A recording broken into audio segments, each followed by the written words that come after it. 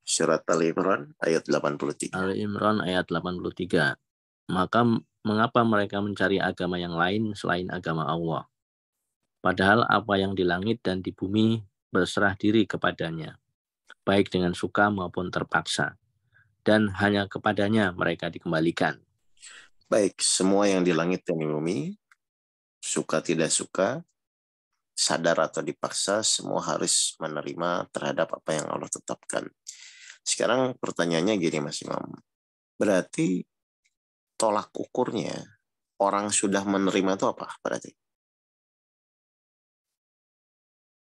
Kan kita kadang-kadang selalu bilang, oh iya saya udah nerima, tapi tetap misalnya hati kita gimana, atau oh saya sudah ikhlas, tapi kenyataannya masih begitu. Nah sekarang pertanyaannya tuh, tolak ukurnya tuh apa? Orang sudah menerima dan tidak menerima. Ya tidak pernah mempermasalahkan apa yang terjadi. Oke. Tidak pernah mempersalahkan apa yang terjadi. Atau misalnya gini, selama kita menganggap kejadian kehidupan kepada kita itu misalnya masih menganggap menjadi suatu masalah, kira-kira sebenarnya dia menerima nggak Mas? Ya tidak menerima itu. Oke, jadi titiknya di situ ya. Jadi ya. Orang dikatakan menerima atau tidak itu titiknya sampai memang benar-benar segala sesuatu itu sudah tidak dianggap masalah. Kan itu baru clear kan Mas? Iya. Tapi kalau misalnya mulutnya, oh saya udah menerima, tapi masih menganggap itu sebagai masalah, berarti kan sebenarnya tidak menerima kan Mas? Iya. Nah, jadi yang harus menjadi poin utama adalah ternyata banyak orang yang selama ini selalu mengatakan, oh saya udah ikhlas, saya sudah menerima, tapi masih menganggap kejadian itu masalah gitu. Iya. Padahal kalau kita renungkan tadi di ayat surat 383 itu, suka ataupun terpaksa, semuanya harus berserah diri kepada Allah. Dan Allah tahu apakah memang kita benar-benar sudah menerima atau tidak. Nah, cirinya di dalam diri kita, kalau menerima itu berarti sudah tidak dianggap masalah. Ya. Tapi kalau kita masih menganggap itu sebagai masalah, ya berarti belum menerima, kan begitu aja kan? Nah, jadi sebenarnya Bapak Ibu tuh bisa mengevaluasi diri juga. Ini saya udah menerima atau belum? Padahal kalau dipikir-pikir pun menerima tidak menerima pun kan ya tetap aja kita nggak bisa menolak apa yang Allah inginkan kan? Nanti ya Mas ya? Ya. Oke. Jadi intinya sudah sekarang apapun yang terjadi itu fokus kita itu bagaimana supaya kita bisa ikhlas atau ridho dengan menerima secepatnya. Ya. Nah kemarin tuh ada yang bertanya, saya punya masalah Ustadz dan lain-lain. Terus saya sampaikan, sebenarnya sikap kita di dalam menjalani ujian hidup itu adalah fokus menerima masalah atau fokus mengatasi masalah, Mas? Menerima. Oke. Kalau memang orang itu sudah dari awal menyadari bahwa dia harus fokus menerima masalah, berarti kan tinggal memperbaiki dirinya agar dia mudah menerima itu kan, Mas? Betul. Bukan konsentrasi bagaimana mengatasi masalah. Padahal kenyataannya orang itu memang ketika diberikan suatu masalah, secara instingnya kan dia akan berusaha untuk bagaimana mengatasi masalah kan. Bukan bagaimana fokus menerima permasalahan.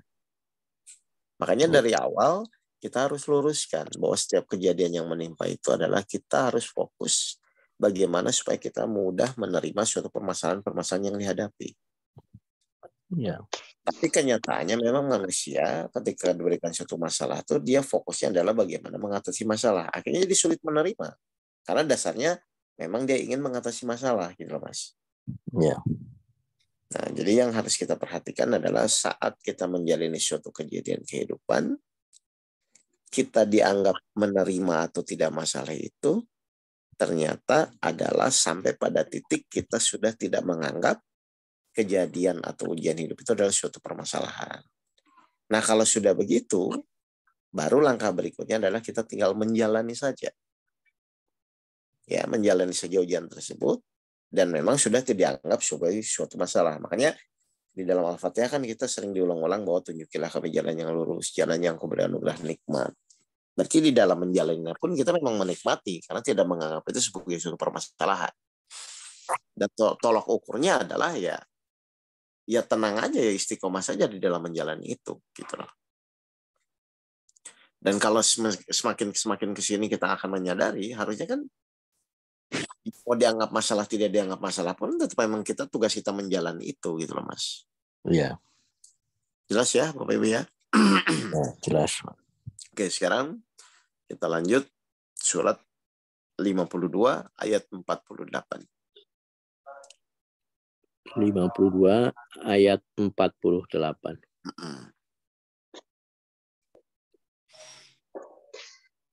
Dan bersabarlah Muhammad menunggu ketetapan Tuhanmu, karena sesungguhnya engkau berada dalam pengawasan kami. Dan bertasbihlah dengan memuji Tuhanmu ketika engkau bangun. Oke, Bapak Ibu perhatikan di sini ya, Nabi Muhammad disuruh bersabar. Kan begitu ya, Mas? Ya. Mungkin dibaca lagi biar bisa saya ini kan jelaskan. Dan bersabarlah Muhammad menunggu ketetapan Tuhan. Berarti sebenarnya semua proses ujian itu pasti ada keputusannya ya Mas ya? Sudah ada ketetapannya.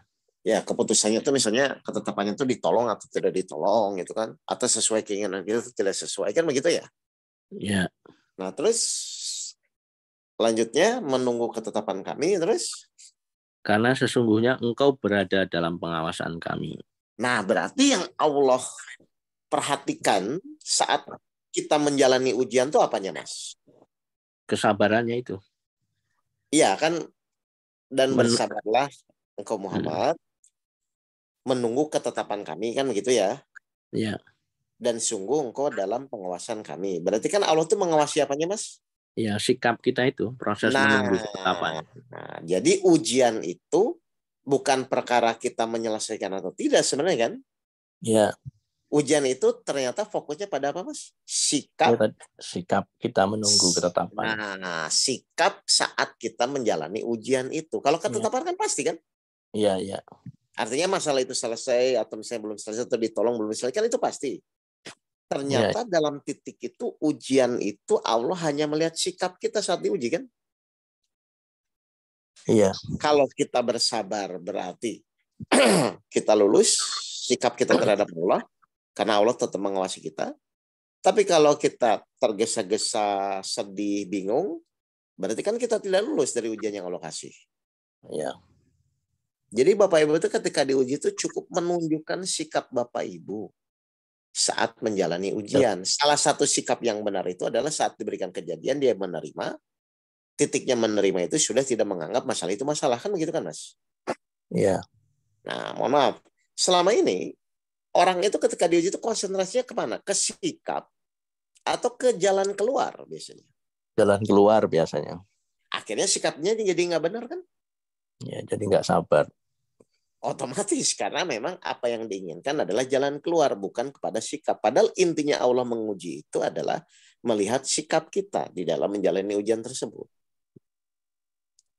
Kan harusnya kalau Bapak Ibu sudah memahami ini, ya udah tunjukkan saja sikap yang benar saat diuji, kan tetap bersyukur, tetap bersabar menjalani ke ujian-ujian tersebut gitu. Dengan keyakinan pasti ketetapan Allah itu akan terjadi gitu.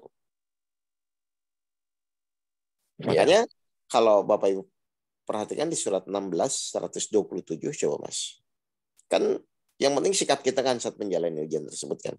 16 ayat 127. Dan bersabarlah Muhammad.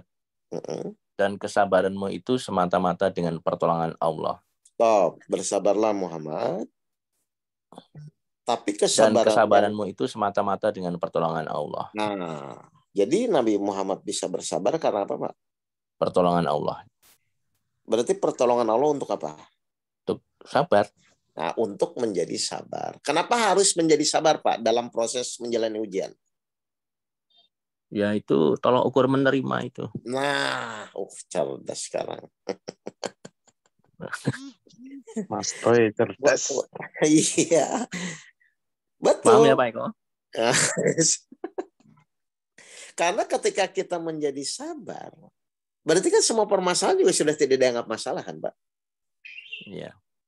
Maka sikap kita akan benar di hadapan Allah kan?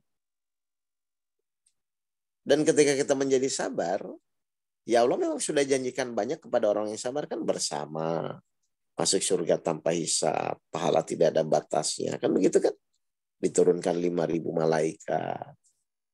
Jadi memang sebenarnya goalnya apapun yang kita jalan itu adalah sikap dan akhlak perilaku kita saat kita menjalani ujian yang Allah berikan. Sudah tidak menganggap itu sebagai suatu permasalahan. Meyakini bahwa ketetapan Allah itu pasti akan terjadi. Kan begitu kan? Menyadari bahwa Allah mengawasi kita. Jadi sebenarnya tidak ada alasan Bapak Ibu tuh menolak bahkan atau tidak menerima apa yang Allah tetapkan saat itu. Gitu loh. Jadi ya sudah, kalau begitu ya tenang-tenang saja. Gitu loh. Akhirnya semua kejadian yang kita alami, solusinya cuma satu. Mengikuti, menerima, mengikuti ketetapan yang Allah tetapkan. Makanya dasarnya manusia sebenarnya kalau kita perhatikan di surat 54 ayat 3, Mas, silakan Mas. 54 ayat 3. Mm-mm. Al-Qamar ayat 3. Mm-mm. Dan mereka mendustakan Muhammad dan mengikuti keinginannya. Padahal setiap urusan telah ada ketetapannya. Baik. Ini kan contoh bahwa dasarnya manusia itu kadang-kadang tidak sabar kan, Mas? Iya. Padahal tadi udah jelaskan, bersabarlah menunggu ketetapan Allah. Tapi kebanyakan manusia mengikuti keinginannya atau hawa nafsunya. Sehingga prosesnya akhirnya keinginan Allah kita tidak ikuti karena kita mengikuti keinginan kita sendiri. Jadi sebenarnya letak permasalahan tuh di mana kalau gitu, Mas Imam? Ya antara keinginan dan kesabaran tadi itu, Pak. Nah, jelas ya, semakin jelas ya. Jadi ternyata letak permasalahan itu karena apa? Karena hawa nafsu kita tidak bisa menyesuaikan dengan ketetapan Allah. Kan begitu aja kan? Iya.